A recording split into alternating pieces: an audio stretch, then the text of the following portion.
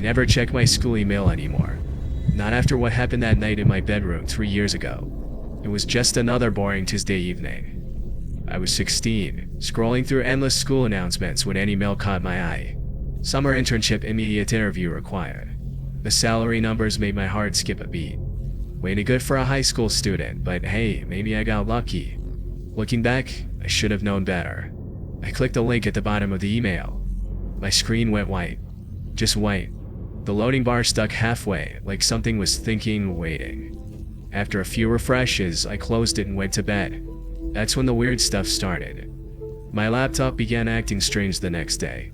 Programs took forever to open. The mouse would freeze for no reason. Even turning it on felt different, like the machine was fighting against me. The soft hum of the fan seemed louder, almost angry. I tried the usual fixes: restart, disk cleanup, everything. Nothing worked.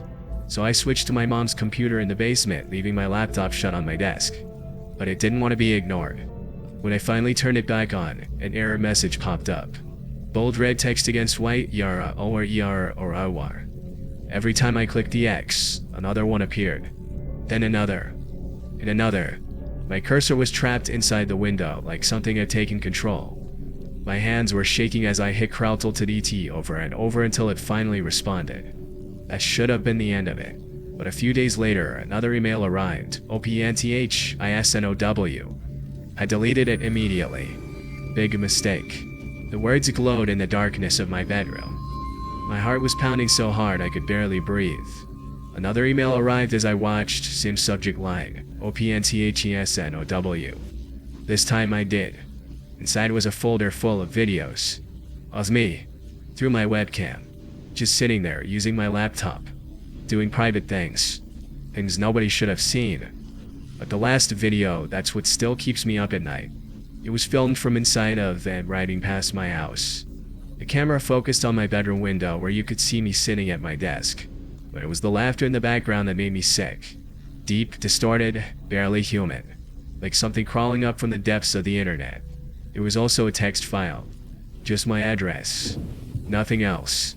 I covered my webcam with tape, backed up my files, and wiped my computer clean. The police couldn't trace anything. The hacker was too good. Now I'm in college, states away from that house. But sometimes, late at night when I'm working, I swear I can hear that laughter coming from my speakers. And every time I see a Android past my dorm, I can't help but wonder, are they still watching? My new laptop has no webcam. And that school email account, it's been deleted for years.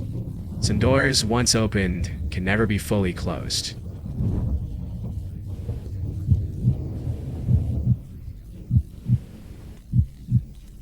I used to think computer coding was just about logic and rules, numbers and symbols that always made sense. But what happened in my final semester of college showed me some things don't follow any rules at all. It started in the computer lab at 3 a.m. The kind of hour when the fluorescent lights buzz too loud and even your own reflection looks wrong in the monitors. I was desperate, failing my C class, and the final project was due in 2 days. That's when I found the forum post. It was buried deep in an archived thread, a deleted user offering answers to our textbook problems. The file was just sitting there waiting to be downloaded. Like a gift. The download was quick. Too quick.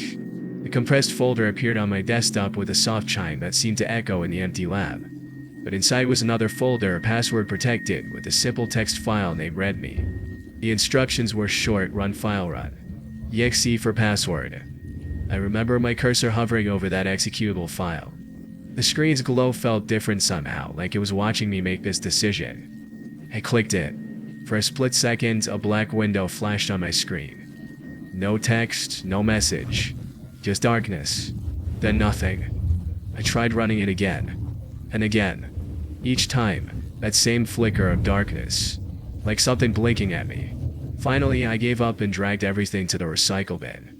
But that wasn't the end. The screaming started at exactly 3:33 a.m. I jolted awake in my dark dorm room, heart pounding. The sound came from my laptop, a high, distorted shriek that shouldn't have been possible through its tiny speakers. The screen was blowing through its closed lid, pulsing like a heartbeat. My hand shook as I approached it. The rational part of my brain said to leave it alone, but something else made me reach for the lid. As it opened, the screaming grew louder. My desktop was Wrong. The wallpaper had been replaced with a face. Not a human face. Its features were twisted, mouth stretched impossibly wide in a silent scream that matched the sound coming from my speakers. Every icon was gone, and the taskbar glowed blood red. Pop-ups began flooding my screen, each one containing a single word, RUN. I held the power button down until the screaming stopped. The silence that followed felt headier somehow, like something waiting. 3 days later, an envelope arrived. No return address. Inside was a printed photo of that same screaming face. On the back, one word written in jagged letters, run. I burned the photo. Restored my computer. Tried to forget.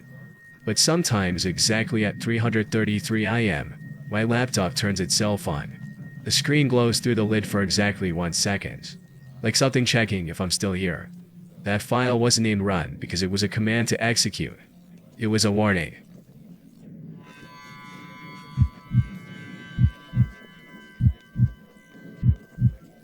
You know those late night moments when you're alone with your computer and something just feels wrong? That's how this nightmare started. I was browsing Google at 2 AM, looking for a way to download this new game everyone was talking about. $60 was way too much for my college budget, so I clicked through to this sketchy website promising free downloads. Yeah, I know, stupid move. The download started immediately. No surveys, no passwords, just a progress bar slowly filling up. Too easy, right? When it finished, I opened the folder expecting to find my game. Instead, there were these weird text files with names I couldn't even read. I deleted everything right away, but something felt off. Like I just invited something into my computer.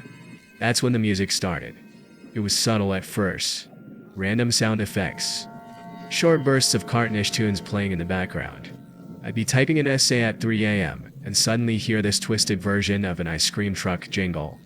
Every time I checked the task manager, I couldn't find what was causing it. The sounds got worse as the week went on. They started changing. The cheerful tunes became distorted, like they were being played underwater. Sometimes I'd hear children laughing, but slowed down, stretched out until it didn't sound human anymore. Then came the pop-ups. Dozens of them. Internet Explorer would open by itself, loading pages I'd never want to visit. My antivirus didn't detect anything. It was like my computer had developed a mind of its own. I finally decided to shut it down for the night. Big mistake. When I turned it back on before bed, my heart nearly stopped. My desktop wallpaper had changed. Instead of my usual photo, there was something, a creature, standing outside someone's window. Its face, if you could call it that, was twisted into this horrible grin. Too wide. Too many teeth. I hit the power but unhard and backed away from my desk. Sleep wasn't happening that night. The next morning, I planned to take my laptop to Geek Squad. But as I was getting ready to leave, I heard it. A loud bang against my bedroom window. Something was outside. The blinds were half closed. I could have just run. Should have just run. But I had to know.